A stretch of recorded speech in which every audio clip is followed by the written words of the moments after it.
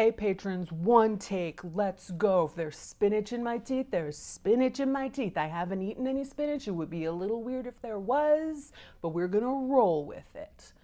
Hi, we have a brand new video coming out tomorrow. I told you all that I would be making 12 pieces of work this year, and it is February. And this is my second piece of work, which is, if you know mathematically there's 12 months in a year, you'll know that means I am on track, baby. But before that video comes out, you have, just a few of you, including people I love in my personal life, been sending me this story as if it were my moral duty to react to it. And so, you know what? I'm gonna give a little diatribe, give the people a little of what they want on this. And that story is, of course, the couple forced to sit next to a corpse on a plane. Now, for those of you who haven't seen this story, which may mean that you are not looking at what the top trending story on TMZ is at this very moment, which good for you. What it is there was an Australian couple. I saw them interviewed on TV, so they're a little bit on the older side. An Australian couple is flying Qatar Airways from Melbourne to Doha, stopping there, and then going on to Italy for a vacation. And this is a long flight. Every flight out of Australia is the longest flight you've ever been on in your life. Sorry to Australians. But they were well into their flight. I believe they had about 4 hours left in the flight. And a woman comes out of the bathroom and she collapses right near the man in this couple. She collapses on the ground. Apparently there was a valiant effort to try and revive her, but she died right there in the aisle of the plane. And this would be an awful thing to witness, to be clear. And it's also not that uncommon when you are trapped and up in the air at 36,000 feet. Sometimes people are going to die. They tried to save her, they couldn't. Now, reports said that this was a somewhat larger woman. I don't know what that means. I don't know if it just means like me, like tall, big, or if it means fatter, wider. I'm not sure what that means, but apparently the flight attendants attempted to put her in a folding wheelchair and wheel her through the little tiny aisles to put her in business class. That did not work. The chair couldn't get down the aisle. Nothing can get down the aisle. Just like Australian flights are the longest flights, they're the smallest aisles. Come on, nothing. I don't know how they thought they were going to do a whole medical transfer down a plane aisle.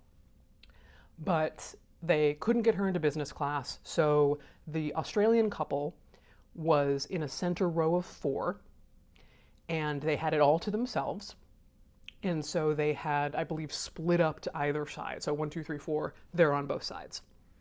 And they come by and they say, "Excuse me, sir, could you please move over here? And we're going to put this woman here." Now, I think that people in this community will have a slightly different opinion on this and how this would feel and how you would react to it. I have always... This is maybe a strange thing, but there's no way possible for me to ever be a hero on an airplane. The only way for me to show any sort of heroism is to be the person willing to volunteer to sit next to the corpse on the plane. So when someone dies, if the rest of the seats are full, I can shoot my hand up and say, "I shall sit next to the corpse." And in my mind, everyone applauds and is so grateful, and then they walk by and I talk to them about death, and we open up conversations, and people are very vulnerable and they learn to face part of their mortality that day. This is not what would happen, but in my head, that's what I'm thinking. But to be fair to this Australian couple, when the flight attendants wheel the dead body of a woman that you just watched die, tragically die, at 36,000 feet, you have 4 hours of this flight left. You don't particularly want them to go, "Hey, we're going to seat her here with you. Is that fine?" So the woman immediately gets up and absconds elsewhere. Someone volunteers to let him. There's an empty seat. She sits with them. So that leaves the man with the dead woman. Now, question the first. Could they have put this woman who had died somewhere else? Probably not. And here's why. We've talked about this before. We had a video years ago basically about what is done with dead bodies on planes. And yes, at one point there was sort of a sassy, fun, innovative idea on, I believe, Singapore Airlines to have a corpse cabinet or a corpse cupboard where you could put a dead body. But that quickly was removed. And the protocol is to put the dead body in a seat, hopefully where there's no other people located. And the reason for that is you think about how they just squeeze you into a plane like a little undignified sardine, right? And there's no extra space on a plane. They're not messing around with just like some air, like an atrium, an extra bit of, no, every single bit of room is accounted for so they can make it more and more dehumanizing to fly on a plane. And practically, though, you think about, okay, you're not going to just lay the person in the aisle or at an emergency exit, because that's very dangerous. If there is an actual emergency, you can't have the exits blocked by a literal dead person barrier. You can't put them in the bathroom. That sort of makes sense as a storage area, but the body is loose when you put them in. They fall down a little bit, they go into rigor mortis. They are essentially a battering ram keeping the door from opening. They've locked themselves into a position where you cannot open the door now. Terrible idea. You can't put them in the galleyways in the food area. That's also it wouldn't actually be dangerous, but I think public relations wise, not a good idea. So what airlines do, and this does happen pretty frequently, I went back and watched the Corpses on a Plane video from years ago, and a lot of the top comments were people just explaining this exact experience, being on a long flight somewhere, someone dies, and they prop them up in a seat in the most dignified way possible, cover them with blankets, buckle them in, and that's how the person has to ride through the rest of the flight. So this is a very normal scenario, but it seems like two things didn't happen quite to protocol here on Qatar Airlines. The first is, ideally you would offer the people sitting with the dead body another seat. And it sounds like that didn't happen. It sounds like the man just sat there for the remaining 4 hours in the same row as this dead body. Now, it did seem, from what this couple said in the interview, that there were other seats. There were other seats available. And my question is, once again, I'm the volunteer who's like, I shall sit with the corpse.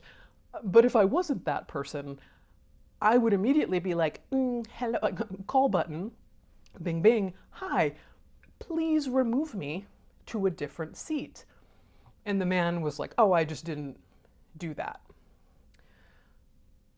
I think I have a little bit of an issue with them then going on Australian national TV and doing these interviews and saying, we were forced to sit next to this corpse. You weren't immediately brought up to business class or offered another seat, which I think they should have been. That's fair. That's a customer service fail, in my opinion. However, there's no way you could get me to stay in that seat with the dead body next to me if there were other seats available, if I didn't want to. And it sounds like that's what this man's female partner did, and he just stayed there. So maybe it's like a man not wanting to ask for directions. I don't know, that's very gendered, but like, what is this guy thinking? So he stays there, and then the other sort of this is not a customer service issue, but it sounds like when they came in, they made all the customers wait in the plane, not deboarding, to basically watch the emergency personnel come in and remove the woman's dead body. And her, I guess, fell over her face so we could see her face, and it was just difficult in this very intense, closed space to have to watch this happen. So I kind of go back and forth on this as to whether this is even a story. It's obviously become a story, top trending on TMZ. Congratulations, everyone. When it's not actually that different from what usually happens.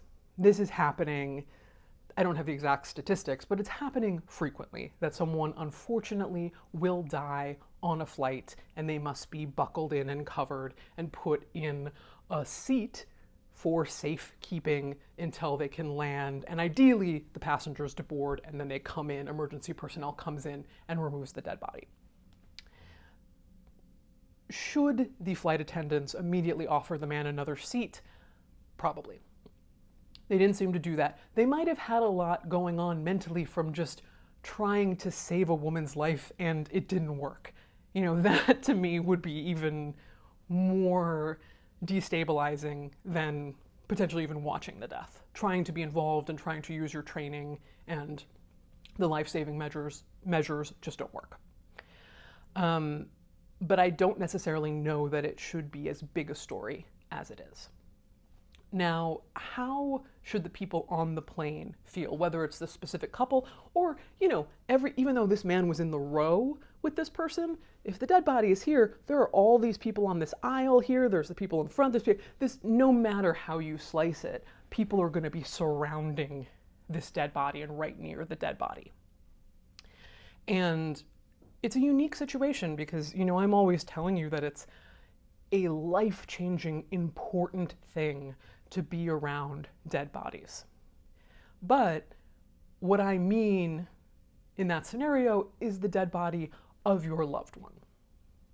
Is the dead body of someone that you know and are connected to, and you sit there with them and you feel sadness or you feel anger or you feel despair or you feel happiness or you feel memory, whatever you feel is allowed to exist in that space with the dead human body as a conduit. And that's an extremely powerful thing. However, there is a second level of work with death acceptance, which is being around an unrelated dead human body. And that's the one that, if we're not even used to being around our family members when they're dead anymore, we're especially not used to being around just a random dead body of someone that we do not know. And usually in these situations, the random dead body is because they've just died, which is even more confronting, to have to watch that and then be around the dead body. And, you know, there's a history of people engaging the dead body as inspiration or as a way to confront mortality, to think of, you know, everyone in this plane as being people who will eventually die.